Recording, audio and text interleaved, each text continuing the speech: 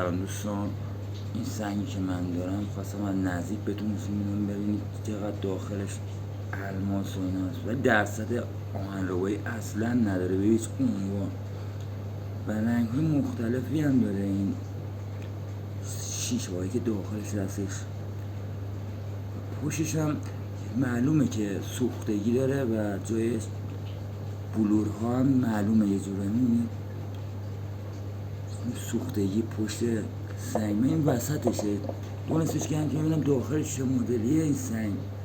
این بعضی جاش پوچه خالیه، بعضی جاش شیشه ماننده مثل بلوره، مثل الماس مانند شیشه. ببینید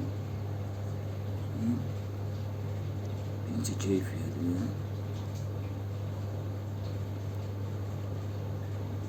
میبینید خوشگله. به نظرتون مال مریخ یا ماه میتونه باشه؟ اگه نظر بدین ممنون میشم. خدایی سنگ زیبا و قشنگیه، من هر چی بهش نگاه میکنم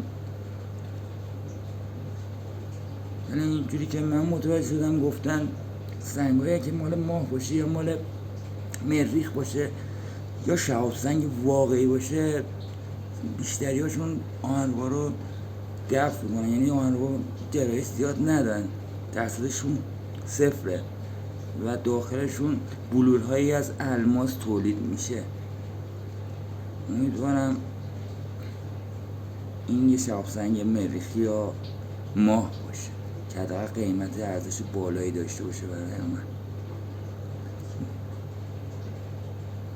میبینید پشتش قشنگ سوخته و جای بلورهاش هم میبینید قشنگ روش نشون داده میشه، دیده میشه این پشت سنگه و این داخلشه که دو تا نصف قشنگ تبدیلش کردم شما قشنگ نشون بدم.